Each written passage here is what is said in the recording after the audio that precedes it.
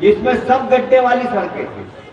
आज मुझे कहते हुए गर्व होता है कि 2023 में 5,13,000 किलोमीटर है जो टू लेन, 4 लेन और 8 लेन सड़कें जिसमें गड्ढे नहीं है। बताइए ये सड़क का निर्माण किसने किया है? किसने किया? मुझे याद है अच्छे तरीके से, मैं पावर मिनिस्टर भी था। पावर का उत्पादन 5,000 मेगावाट होता था, 5,000 मेगावाट। बड़ी मुश्किल से हमारे किसानों के खेत में कभी 4 घंटे, कभी 6 घंटे बिजली आती थी और कभी कभी तो आती नहीं थी। गलत बोल रहा हूँ क्या मैं? कांग्रेस के राज में बिजली आती थी क्या? आज बिजली का उत्पादन है 28,000 मेगावाट। 24 घंटे गांव में बिजली जा रही है और किसानों को 8 घंटे खेती के लिए बिजली देने का काम किसने किया? मैं आपसे पूछना चाहता हूं। भारतीय जनता पार्टी की सरकार है। भारतीय जनता पार्टी की सरकार ने प्रदेश को बढ़ाया है, आगे और बढ़ाना अभी बहुत काम है। पहले बीमारू राज्य था, अब बीमारू राज्य समाप्त हो गया। अब मध्य प्रदेश को हमको देश का नंबर 1 प्रदेश बनाना है और उसके लिए जरूरी है गरीब वर्ग का, गरीब कल्याण की योजनाओं को घर घर तक पहुंचाना।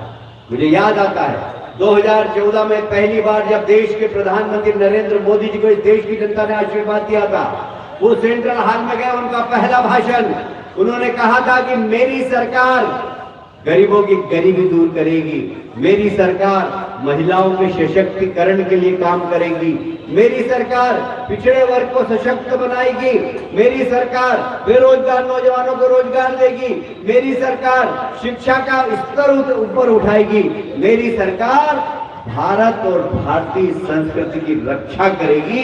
ये पहला भाषण था देश के प्रधानमंत्री का। मुझे याद आता है, अरे भाई क्यों पीछे बात कर रहे हो यार?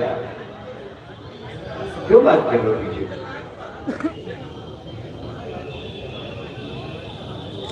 तो मुझे ये कहते हुए गर्व है, मैं 40 साल से राजनीति में हूं, मैंने आज तक ऐसे प्रधानमंत्री को नहीं देखा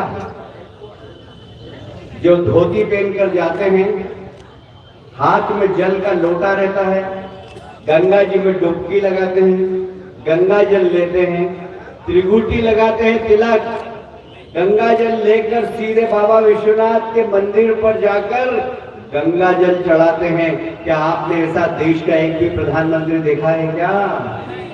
ये देश का प्रधानमंत्री नरेंद्र मोदी।